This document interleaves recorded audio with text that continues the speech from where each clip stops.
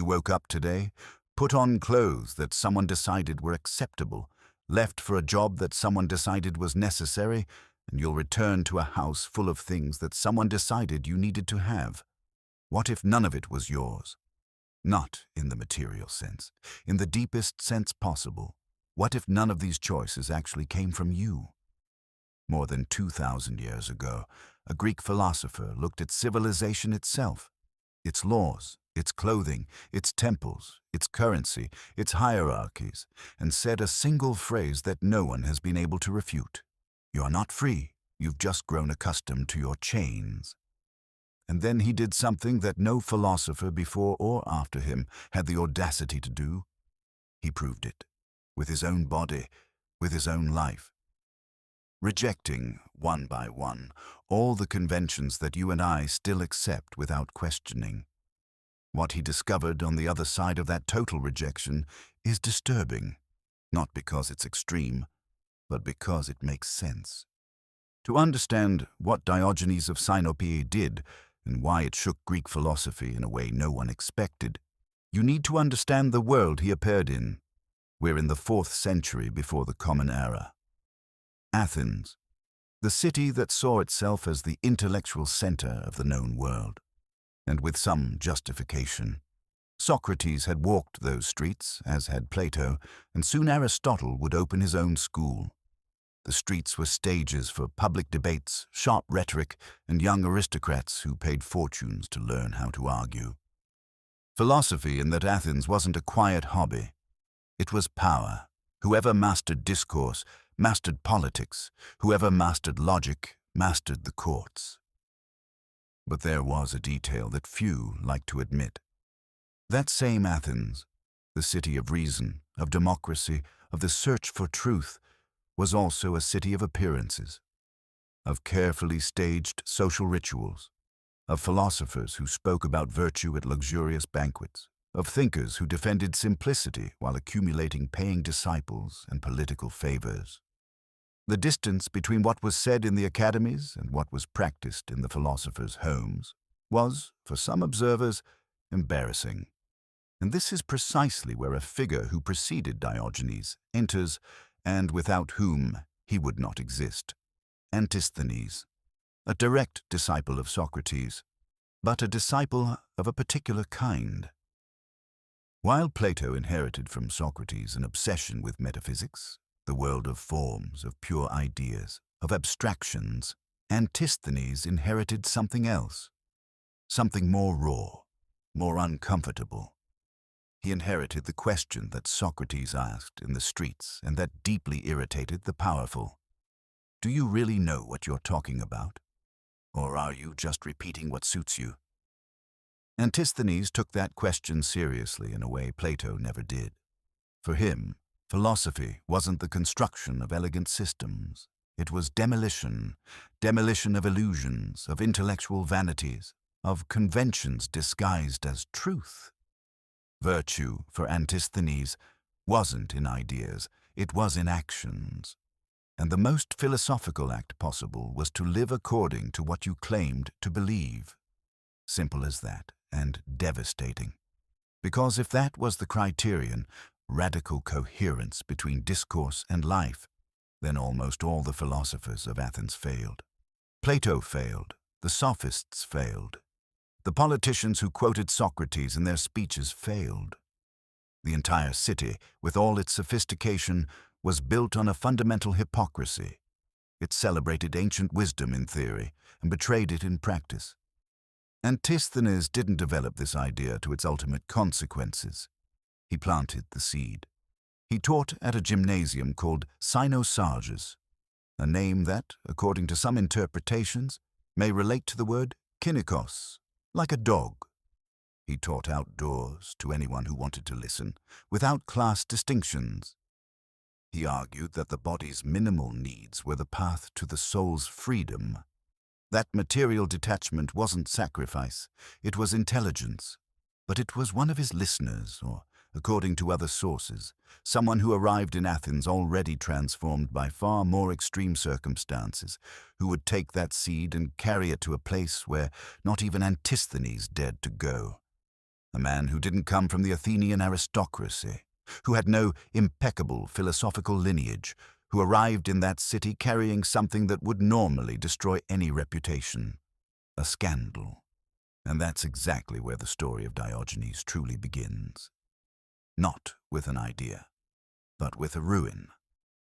Sinope, southern coast of the Black Sea, a prosperous Greek commercial city driven by trade, currency, and maritime routes. This is where Diogenes was born, probably around 412 before the Common Era, though the exact date is disputed among historians. His father, Hycasius, was no ordinary man. He was a banker, or more precisely, responsible for the city's coinage, a position of enormous prestige and enormous responsibility. Currency in ancient Greece wasn't just an economic instrument. It was a symbol of public trust. To mint coins was, in a sense, to mint the very credibility of the polis. And this is exactly where everything collapses.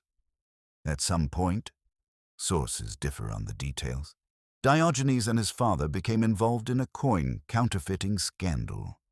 The Greek term is parakaraxis, to adulterate, to deface, to alter the value stamped on the metal. Some versions say it was the father who adulterated the coins and Diogenes merely participated. Others suggest it was Diogenes who executed the act. There are even accounts, preserved by Diogenes Laertius centuries later, that the young man consulted the oracle of Delphi before acting and received an enigmatic response. Deface the currency. Stop for a moment on that phrase, because it will haunt the entire story. Parakaraxon to nomisma. Deface the currency. In Greek, nomisma, currency, shares its root with nomos, law, custom, convention. The ambiguity is brutal. Was the oracle telling him to counterfeit money, or to challenge conventions, to destroy the value stamped on things, not just on metal, but on everything society declares to have value? We don't know. And it's possible that Diogenes spent his entire life answering that question with his own actions. What we do know is the immediate result: exile. Diogenes was expelled from Sinope. Some sources say formally banished, others that he fled before punishment. In any case, the effect was the same. He lost everything: citizenship, social standing, inheritance, belonging. In a culture where a man's identity was inseparable from his city, to be exiled was almost to cease to exist. And this is where something extraordinary happens. Most exiles tried to rebuild.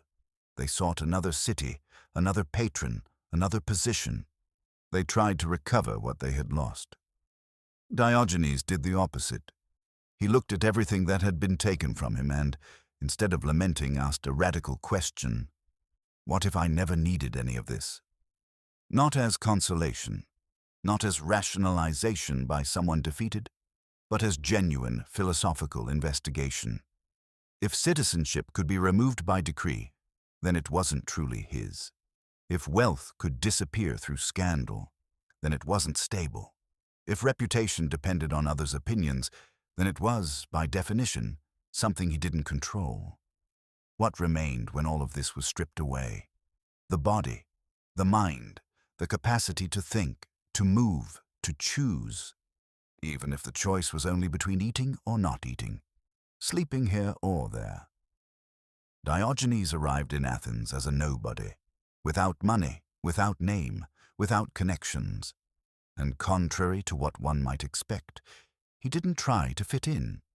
He didn't seek a philosophical school that would accept him.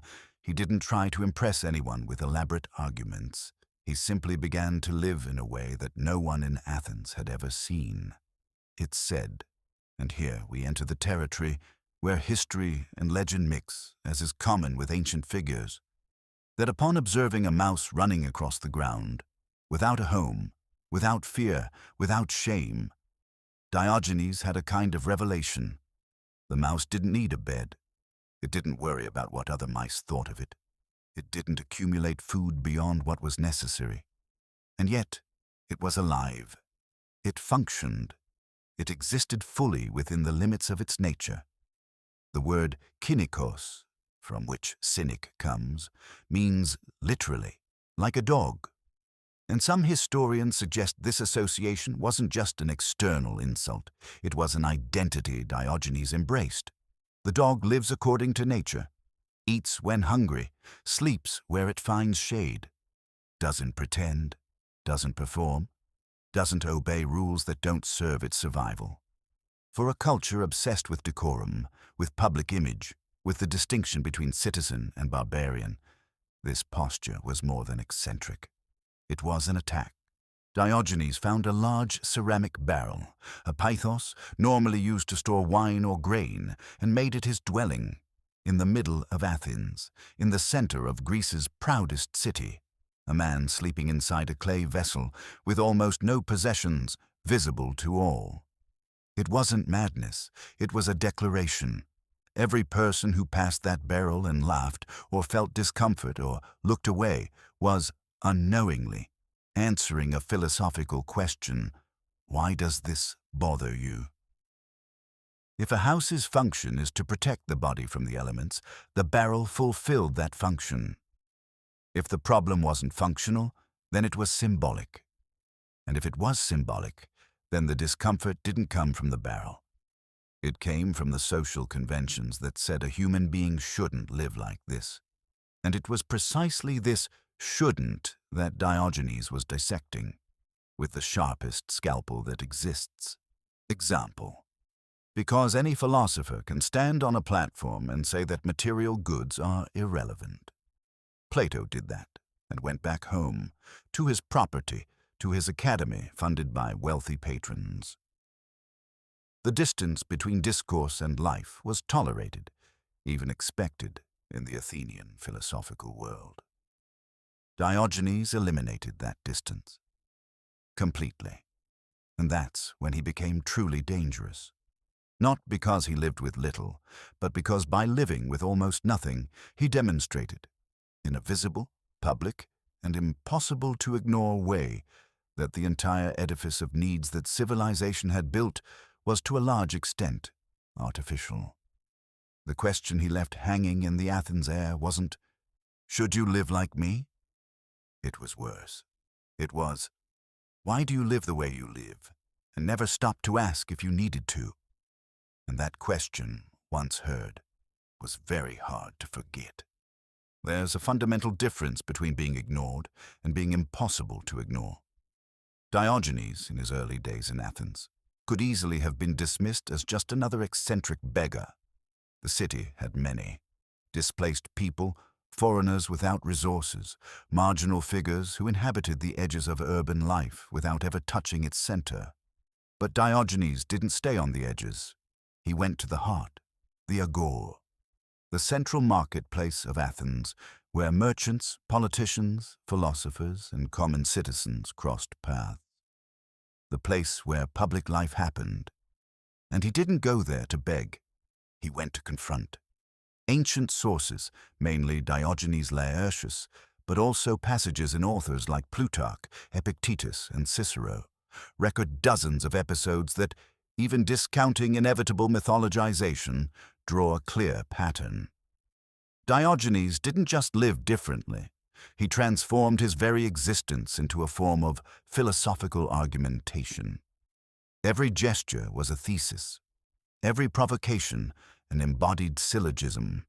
And Athens, the city that prided itself on debating everything, wasn't prepared for a philosopher who didn't debate, who demonstrated. Consider the scene that would become one of the most famous in ancient philosophy. Plato, in his academy, had defined the human being as a featherless biped, a definition that, in the context of the taxonomic discussions of the time, had a certain formal logic. Diogenes heard, said nothing. The next day, he appeared at the academy carrying a plucked chicken. He held up the animal before everyone and declared, "Behold, Plato's man." The anecdote may seem merely comic, but there's something deeper operating. What Diogenes was attacking wasn't just a poorly formulated definition, It was the entire method. The idea that one can capture the essence of something as complex as the human being in an elegant phrase.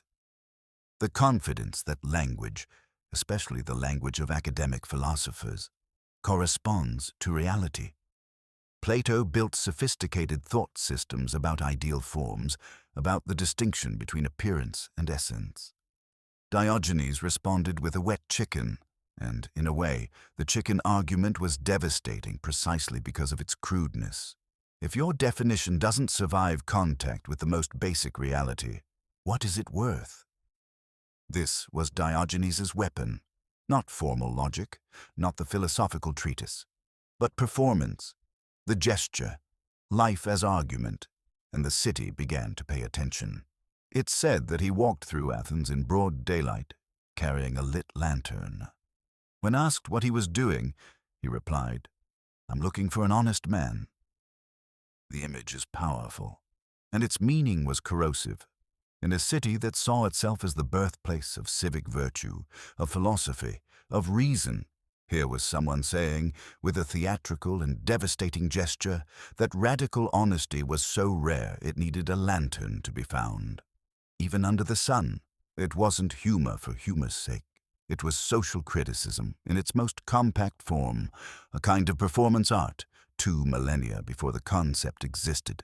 And it was this combination, ascetic life plus constant provocation, that began to build around Diogenes something unexpected: influence. Not the kind of influence Plato or Aristotle had, with formal schools, enrolled disciples, and systematized texts. A stranger influence, more wild. People began to seek him out, not to study with him in the traditional sense, but to see him, to hear what he would say, to witness the spectacle of a man who truly lived with nothing and, despite this, or because of it, seemed freer than anyone in the city. Because this was the part that bothered people. Diogenes didn't seem miserable. He didn't seem resigned. He didn't have the air of a penitent suffering for a noble cause. On the contrary. The descriptions that survived, even the hostile ones, suggest someone with an almost provocatively vital energy. He laughed, he debated, he humiliated interlocutors with quick responses that cut through rhetoric like a blade. When someone told him that most people laughed at him, he replied, "Donkeys laugh at them. But they don't care about the donkeys, just as I don't care about them." Self-sufficiency, autarkia, wasn't just a philosophical position for Diogenes. It was an existential condition. He practiced it with a discipline that bordered on the athletic. He rolled on hot sand in summer. He embraced frozen statues in winter, not to punish himself, but, according to his own logic, to train the body not to depend on comfort. The less you need, the less power others have over you. The less you fear, the freer you are. Diogenes' asceticism wasn't religious. It was strategic. An engineering of freedom based on radical reduction of needs. And this is where the difference between Diogenes and other philosophers became abysmal. The Stoics, who would come later and inherit part of his legacy, would speak about indifference to external goods, but would accept wealth, positions, political participation. The Epicureans would speak about simple pleasure, but would maintain their gardens, their organized communities, their structures. Diogenes maintained nothing. No structure, no school, no property, no institutional commitment. He was, and some argue he consciously built himself to be, the purest form of philosophical independence that ancient Greece produced. And this attracted people for a reason that perhaps transcends historical context. Most human beings in any era feel, even if vaguely, that there's something suffocating about the quantity of things one is obliged to maintain, sustain, protect, display. Simple life, taken to the extreme, exerts a disturbing fascination. Not because everyone wants to live in a barrel, but because the existence of someone who lives in a barrel and seems fine calls into question the entire architecture of justifications we build to explain why we need so much. And Diogenes knew this. He wasn't naive. He wasn't an accidental madman. There was method in his radicalism. Each public gesture was calibrated for maximum impact with minimum resources. He understood something few philosophers of his era understood, that the most powerful philosophy isn't what you read, it's what you see. That a single coherent act is worth more than 1,000 well-constructed arguments. And it was precisely this fame, this reputation as a man impossible to buy, to impress, to intimidate, that eventually brought to him a visit that neither could have predicted. Because when you become the man who bows before nothing, eventually the highest power in the world wants to know why. The scene is probably the most retold in ancient philosophy. And even though the details vary among sources, Plutarch narrates it one way, Diogenes Laertius another, Cicero mentions it in passing, the core remains intact, and the core is extraordinary. Alexander of Macedon. Young, perhaps in his early 20s, already conqueror of territories stretching from Greece to Egypt and soon to extend to India. Educated by Aristotle, cultured, ambitious, and, by all accounts, fascinated by figures who challenged the limits of the human. Heroes, warriors, men who lived at extremes. And someone told him that in Corinth there was a philosopher who lived in a barrel and feared absolutely nothing. Alexander went to him. Imagine the scene. The most powerful man in the known world, surrounded by generals, guards, all the machinery of imperial authority, approaching a man lying in the sun beside a ceramic vessel with nothing. No weapons, no retinue, no possessions, not even a posture that indicated any deference. Alexander, standing before him, made an offer that was simultaneously a test and a gesture of calculated generosity. Ask me for anything you want. The silence that followed before the response must have been deafening. Get out of my sunlight, not give me gold, not free my city, not grant me protection, not even don't bother me. Just you're blocking the only thing I was using, and that thing, the sunlight, is something that you, with your entire empire, can neither give me nor take away. Sources record that Alexander's generals laughed, some with scorn, others with nervousness. But Alexander didn't laugh. According to Plutarch, he supposedly told those accompanying him, "If I were not Alexander, I would wish to be Diogenes." Now, stop on that phrase, because it's more revealing than it appears. What Alexander was recognizing, perhaps without perceiving the full depth of what he was saying, was that there were only two ways to be truly free in the world: to possess everything or to need nothing. He had chosen the first path, Diogenes the second. And the comment suggests that on some level Alexander intuited that Diogenes' path was, perhaps, the more solid of the two, because whoever possesses everything must protect everything, and whoever needs nothing is, by definition, invulnerable. This is the rupture, not the scene itself, though it's cinematic enough to justify its fame. The rupture is in what it reveals about Diogenes' philosophical project. He wasn't just rejecting material goods. He wasn't just provoking academic philosophers.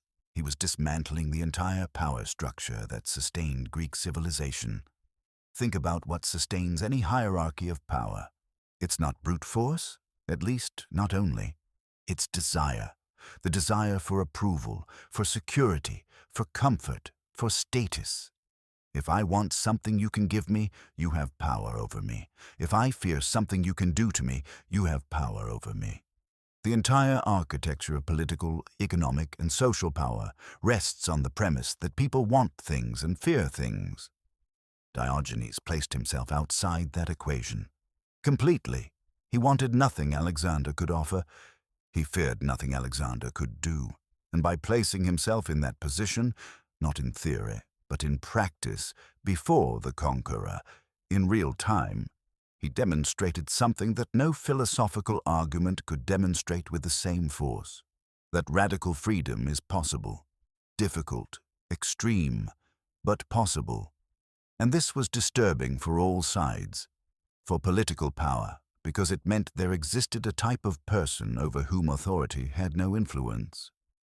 For academic philosophers, because it meant that the entire edifice of debates about virtue, justice, and good living was, in the end, secondary to a more basic question: are you willing to live according to what you claim to believe? For the common citizen, because the barrel in the middle of the agora was a silent and constant accusation: if this man can live like this and seems free, what exactly am I doing with my life? But Diogenes' story isn't made only of rhetorical triumphs and grand gestures. There are darker episodes, more complex, and we must look at them honestly, because the temptation to transform Diogenes into a one-dimensional hero is enormous and philosophically irresponsible. It's said that at a certain point in his life, Diogenes was captured by pirates and sold as a slave. The exact circumstances vary depending on the source, but the episode appears in Diogenes Laertius with details that, if true, are revealing.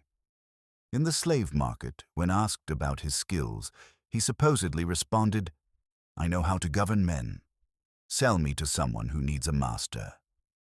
The irony is cutting, but the situation is real. The philosopher of absolute freedom, reduced to the condition of human property. And this is where one can see the difference between a philosophical posture and a complete system of thought. Diogenes didn't have a theory about slavery as an institution. He didn't produce, as far as we know, any systematic argument against it. What he had was a posture of inner independence so radical that even the condition of slavery didn't dissolve it. He was bought by a man named Xeniades of Corinth and, according to accounts, ended up becoming tutor to his master's children, the slave who taught, the prisoner who was freer than the owner. There's something deeply uncomfortable in this narrative, and critics pointed out, already in antiquity, that this emphasis on inner freedom could function as justification for inaction in the face of concrete injustices. If freedom is only internal, then what prevents the external world from continuing to be brutal? This objection is serious, and Diogenes didn't answer it, at least not in the records that survived. What he did, however, was take coherence to a point that no one else could follow. The provocations continued, in Corinth, in Athens, wherever he was. He ate in public, including raw foods, an affront to Greek customs. He performed bodily functions without any modesty, challenging the line between nature and social convention in such a visceral way that it generated revulsion. When confronted, his response was invariably the same logical structure. If it's natural, why does it bother you? And if it bothers you, whose problem is it? Mine or yours? This question, whose problem is it, was, fundamentally, the central question of all philosophical cynicism. Do social conventions exist to organize coexistence or to control people? Do rules of decorum protect human dignity or protect hypocrisy? Where does the necessary end and the arbitrary begin? Diogenes didn't offer theoretical answers. He offered tests. Each public act was an experiment. I'm going to do this thing you consider unacceptable, and let's see if the world collapses. The world never collapsed. And each time it didn't collapse, Diogenes' thesis became a little stronger. Most of the rules you follow don't exist to protect anything real. They exist to protect the illusion that the way you live is the only possible way. And he also coined, or at least tradition attributes to him, a concept that would traverse millennia: cosmopolitanism. When asked where he came from, he replied, "I am a citizen of the world." In an era when identity was defined by the polis, by the city-state, by local belonging, by lineage, to declare oneself a citizen of the world was an act of almost unimaginable philosophical radicalism. It was saying, no border defines me, no flag owns me, no group has the right to claim my automatic loyalty. The idea that a human being belongs, before any nation or tribe, to all of humanity. This idea, which today sounds almost commonplace in certain circles, was, in Diogenes' mouth, a bomb. And it didn't explode immediately. It was slow combustion, centuries of slow combustion, until it reached the Roman Stoics, the Enlightenment philosophers, the declarations of human rights. But it all began with an exiled man without a homeland, who transformed his very absence of belonging into a universal declaration. Diogenes died, according to most sources, around 323 before the Common Era. In the same year, curiously, as Alexander the Great, the conqueror of the world and the man who didn't need the world, disappearing almost simultaneously. Tradition records multiple versions of his death: poisoning from a raw octopus, an infection, or simply the decision to stop breathing. This last version, probably apocryphal, is the most poetic. The idea that a man who controlled all his desires could, in the end, control even his own departure. What isn't apocryphal is what he left behind. No text, no treatise, no organized philosophical system. Just a series of gestures, phrases, and provocations, preserved by others, embellished by others, distorted by others, that, 2.5 millennia later, continue doing the same thing they did in the streets of Athens, making people uncomfortable. Diogenes died without leaving a single written line. No manuscript, no dialogue, no letter. In a world where philosophers were remembered for their texts, Plato for his dialogues, Aristotle for his treatises, Epicurus for his epistles, Diogenes left nothing that could be copied, archived, translated. And yet he was never forgotten.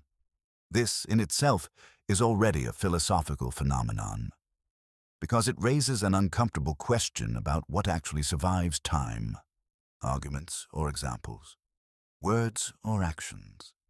If Diogenes had written a masterpiece about freedom, perhaps it would be on some shelf today, studied by specialists, cited in footnotes.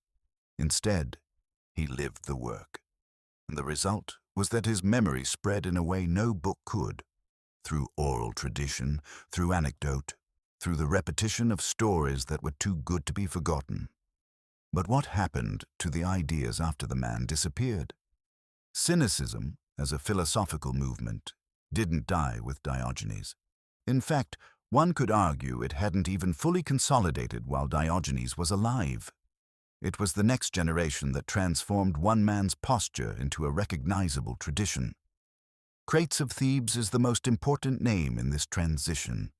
A direct disciple of Diogenes, or at least profoundly influenced by him, Crates was something Diogenes never was: born wealthy, heir to a considerable fortune.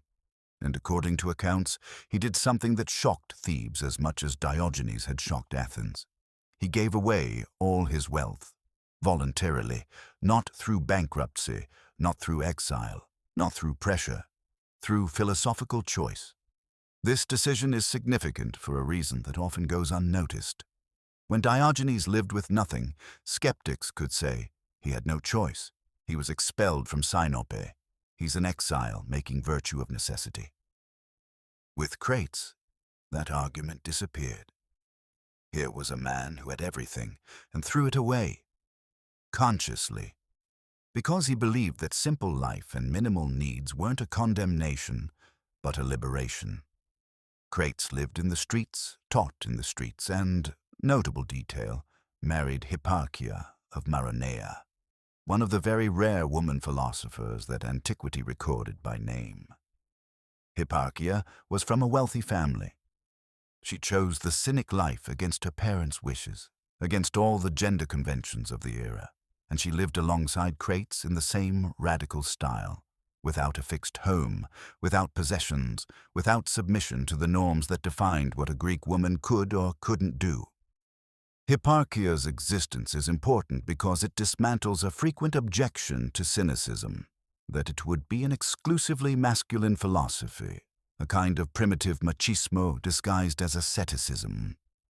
Hipparchia suggests that the Cynic principle, freedom through radical reduction of dependencies, wasn't, at least in theory, limited by gender. Although it must be acknowledged that tradition preserved very little about her, and that the very scarcity of records about women philosophers in antiquity makes any definitive conclusion difficult. Cynicism continued as a visible philosophical current for several centuries. Cynic philosophers were found in the streets of imperial Rome, in the markets of Alexandria, in the cities of the eastern Mediterranean. Some followed closely the Diogenes model: wandering life, public provocation, rejection of conventions. Others diluted the radicalism, maintaining the critical posture but making practical concessions. As happens with almost every movement that survives its founder, there was constant tension between purity and adaptation. But the deepest consequence of cynicism wasn't cynicism itself. It was what it generated. Stoicism, one of the most influential philosophical schools in Western history, has a direct debt to Diogenes and the Cynic movement. Zeno of Citium, founder of Stoicism, was a student of Crates, student of a disciple of Diogenes. The lineage is direct, and although Stoicism developed in a very different direction, more systematic, more compatible with public life, more interested in logic and physics, its ethical core preserves something unmistakably Cynic. The idea that true freedom comes from control over one's own desires and indifference to what one cannot control. When Marcus Aurelius, Emperor of Rome, wrote in his Meditations about detachment and acceptance, there was in those words a distant but real echo of a man sleeping in a barrel in Athens. When Epictetus, former slave turned philosopher, taught that it is not things that disturb us, but our opinions about things, the shadow of Diogenes was there. Cynicism didn't become Stoicism, but without cynicism, Stoicism, at least in the form we know it, probably wouldn't exist, and the influence didn't stop in antiquity. There's a line, tenuous but traceable, that connects Diogenes to much later movements and thinkers. The anti-materialism of early Christians, especially the desert ascetics, has structural parallels with the Cynic posture, though the motivations are different. The desert fathers sought God, Diogenes sought autarkia. Some historians, like those working in Peter Sloterdijk's tradition, argue that Diogenes represents the first example of what the German philosopher called the Cynischer Impuls, the Cynic impulse, a recurring force in Western culture, the periodic eruption of figures who expose the hypocrisy of institutions through the simple act of refusing their rules. Rousseau, in the 18th century, with his criticism of civilization as a source of moral corruption, echoes Diogενesian themes, even though he probably didn't inherit them directly. Thoreau, in the 19th century, living alone in a cabin at Walden, experimenting with radical simplicity as a form of silent protest against a society he considered suffocating, is, whether he knew it or not, repeating the gesture of the barrel. And the concept of citizen of the world, the cosmopolitanism that Diogenes formulated so crudely, traveled an extraordinary path. From the Cynics to the Stoics, from the Stoics to Roman law, from Roman law to Enlightenment political philosophy, from Kant, who theorized about cosmopolitan citizenship, to the United Nations, from a provocative phrase spoken by a man without a homeland to universal declarations of human rights. This doesn't mean Diogenes invented human rights. That would be a gross simplification. It means that the radical intuition he expressed, that belonging to a local community shouldn't override belonging to humanity, proved to be one of the most persistent and transformative ideas philosophy has ever produced. But there were also negative consequences, or at least problematic ones. The word cynic in contemporary usage has lost almost all connection to its original meaning. Today, to call someone a cynic means to say that person believes in nothing, distrusts everything through pure distrust, sees hypocrisy everywhere without proposing anything in return. It's a word that carries contempt, bitterness, paralysis. And this semantic transformation isn't accidental. It reflects something that happened to the movement itself over the centuries. As cynicism spread, it also attracted imitators who copied the form without understanding the content. People who lived in the streets not through philosophical conviction, but through convenience. Who insulted not to expose hypocrisy, but for pure pleasure in the insult. Who rejected conventions not in the name of freedom, but in the name of nothing. Cynicism without substance became, over time, indistinguishable from nihilism. And it was this degraded cynicism, the shell without the fruit, that survived in common vocabulary. The irony is brutal. Diogenes, the man who dedicated his life to exposing the distance between appearance and reality, had his own legacy transformed into an empty appearance. The name that should evoke radical courage came to evoke sterile disbelief. But the original version, the philosophical, dense, provocative, and living version, never completely disappeared.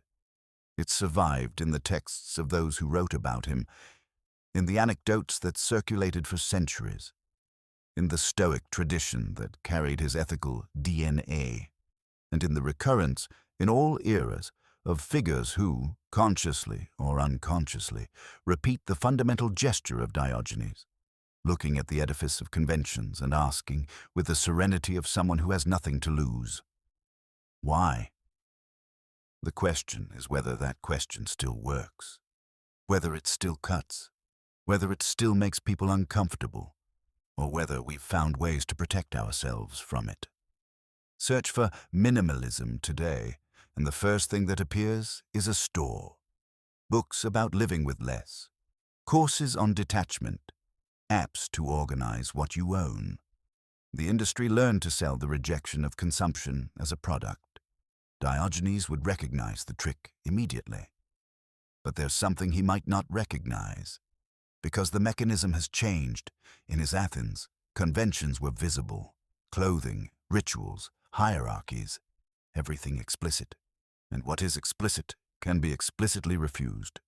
He took off his clothes, slept in a barrel, and the message was clear. Today, the question some thinkers ask is, what happens when conventions stop being visible? Byung-Chul Han, South Korean philosopher, puts it precisely. Contemporary control doesn't function through prohibition, it functions through stimulation. No one tells you what you can't do. They tell you what you should want, and when manufactured desire appears as genuine desire, what do you rebel against? Peter Sloterdijk, decades earlier, had already named the problem from another angle. He separated ancient cynicism, kynismus, Diogenes' courage, the body as argument, from modern cynicism, cynismus, ours, knowing the system is absurd and continuing to participate.